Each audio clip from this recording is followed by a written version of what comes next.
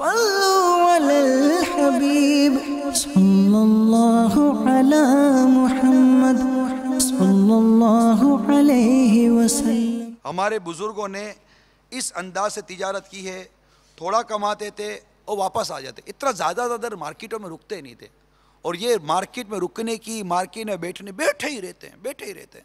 मस्जिद में दिल नहीं लगता, दुकान पे दिल लगता है। उमूमन कई ऐसी मार्केट होती है जिसके अंदर दोपहर ढलने के बाद रश होता है, लेकिन एक तादाद है ताजिरों की, जोर की नमाज पढ़ी और फ़ौरन दुकानों पे भागे। हालांकि वो जानते हैं कि अभी कोई दुकान पे काम वाम नहीं होगा, खाली दुकान के ठिये पे बैठे हुए रोड के ऊपर गाहक का इंतज़ार करते रहेंगे। गाहक आएगा, गाहक आएगा, गाहक आएगा, गाहक आएगा, गाहक आएगा। गाहक कहाँ से आएगा? जब मौका आएगा तभी आएगा।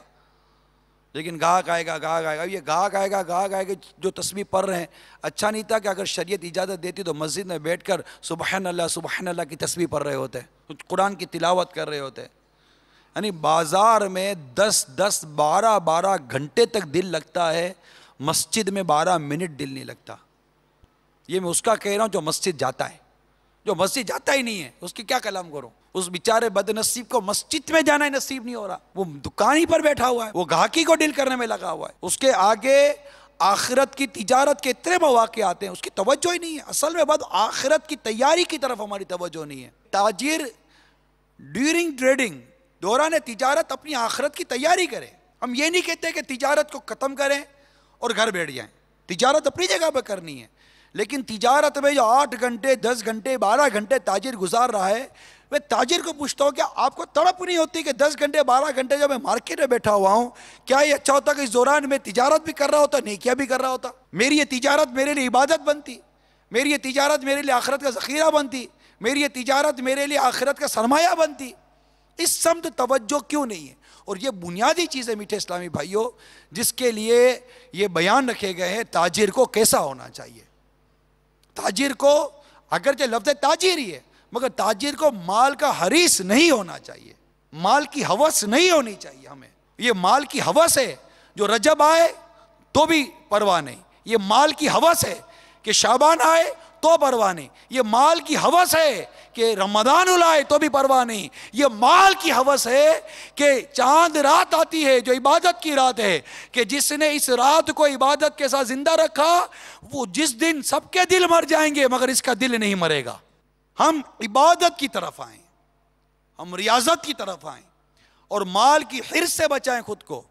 इबादत की तैयारी के लिए सबसे पहले हमें अपने अंदर माल की हिर्स और तिजारत की हिर्स निकालनी पड़ेगी। कि बाद वक़्त होता है, मिल जाता है यार, इतना मिल जाता है कि अपना गुजारा हो जाता है। मैं ये नहीं कहता कि मार्केट में बैठने वाला हर शख्स हरीस होता है, बात उन्हीं की हो रही है जो हरीस है, वो गौर करे। जो नहीं है और अपने आप को इबादत में लगाता है, तिजारत के ज़रिए उसने सलूक करता है, तिजारत के ज़रिए एहसान करता है, तिजारत में अदल करता है, तिजारत में खैर ख्वाही करता है, तो ठीक है, वो अपने ऊपर ना ले।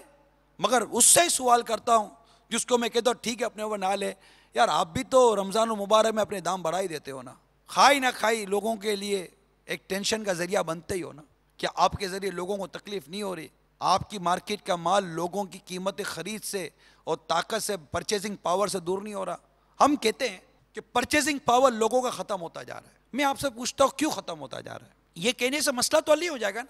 असल में हम कम नफ़े पर कारोबार करने के लिए तैयार नहीं हैं। हम हमारे कारोबार में जो भी डायरेक्टली या इनडायरेक्टली एक्सपेंसेस आते हैं, हम उसको इम्प्रूव करके अपनी चीज़ ही महंगी करते हैं। फिर उस चीज़ को बनाने में जिस कदर ओवरहेड एक्सपेंसेस लग रहे हैं, और इसमें बिलखुसूस में जो एक प्रैक्टिस है बयान करूँगा, वो है नाजायज़ अखराजात और गैर शरई इन्वेस्टमेंट। ज़ाहिर है कि जब आपको अपनी ताकत से ज़्यादा काम रमज़ान में या शाबान में बढ़ाना है, 15-20 लाख का मेरी दुकान पर माल होगा तभी मैं कुछ सर्वाइव कर सकूंगा, अदरवाइज मैं सर्वाइव नहीं कर सकूंगा। अब आपके पास 1-2 लाख रुपए क्या करेंगे? कोई कर्जा देने के लिए फ़ी ज़माना मोहब्बत और प्यार से सवाब के लिए तो आएगा नहीं। नतीजा ये निकलेगा कि आप सूद पर पैसे लेंगे, 18 लाख रुपए, 20 लाख रुपए, कहीं से भी, किसी भी इदारे से, किसी भी फर्ज से आप पैसे लेंगे।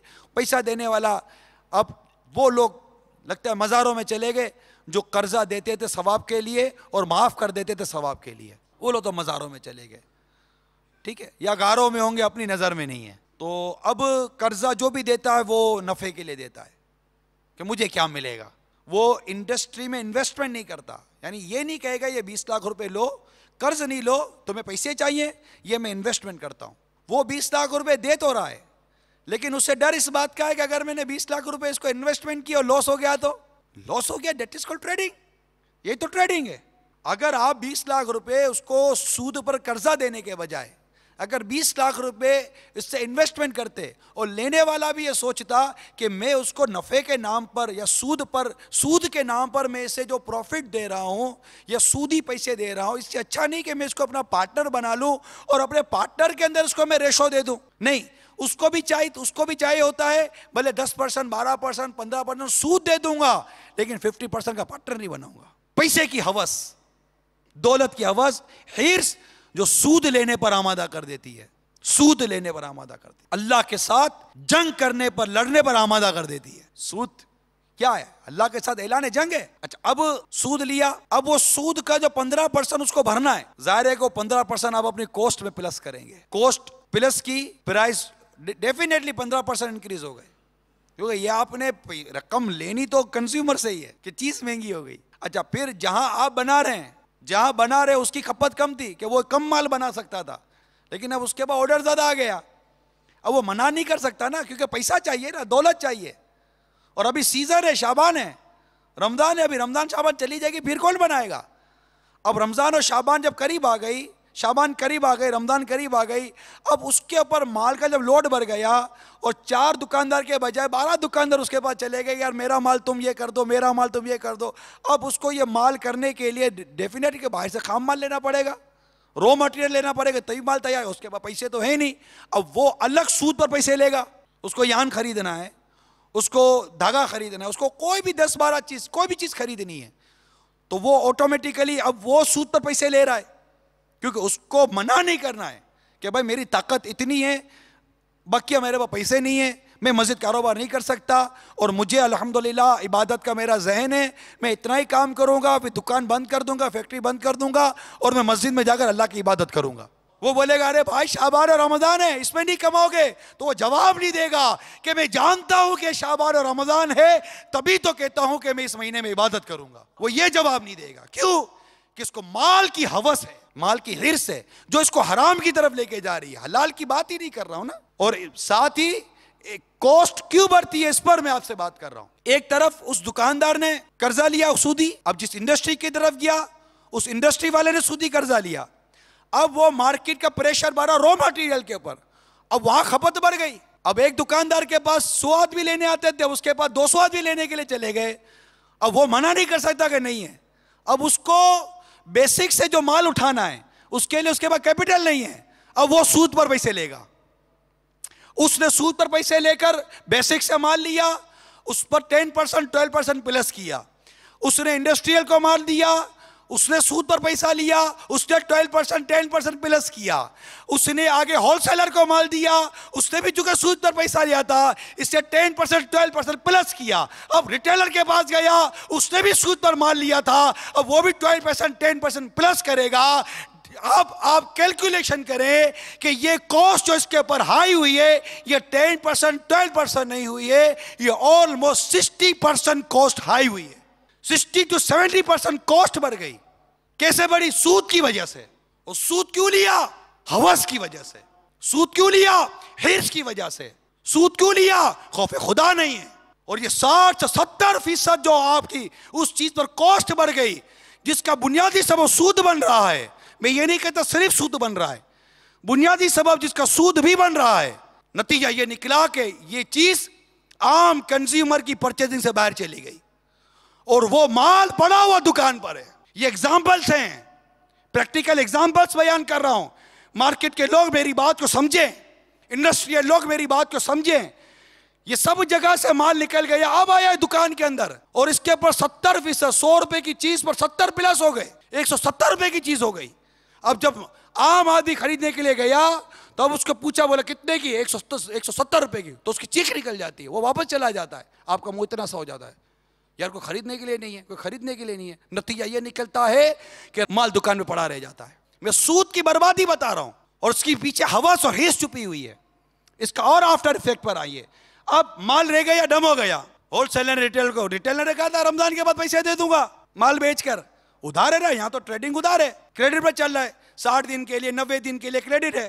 अब नतीजा ये निकलेगा कि रिटेलर के पास माल फंस गया, जो थोड़ा बहुत बेचा था खुद भी खा पी लिया, ईदी में उड़ा दिया, ये कर लिया वो कर लिया, उड़ा दिया। मैं ऐसे मुहावरतन कह रहा हूँ, इधर इधर चले गए, थोड़ा बहुत आया खर्च कर दिया, थोड़ा बहुत इधर उधर दे दिया, लोगों के बोनस वगैरह दे दिया, खत्म। अब क्या, वो हाथ जड़ के बैठ गया। होलसेलर आया, हाँ भाई सवाल मुकर, दुकानें खुली, पैसे क्या करें, माल यूं ही पड़ा हुआ है, क्या करें, माल यूं ही पड़ा हुआ है, और पैसे दे देंगे यार, माल बेच कर यार भाग थोड़ी रहे, इतने लाखों करोड़ रुपए की दुकान खोल कर बैठे यार, ऐसे बैठा हुआ हूं मैं, दे दूंगा भाई कमा कमा कर, अभी माल तो बेचने तो दो, अभी 2 महीने का बकरा जाके उसमें बेच देंगे।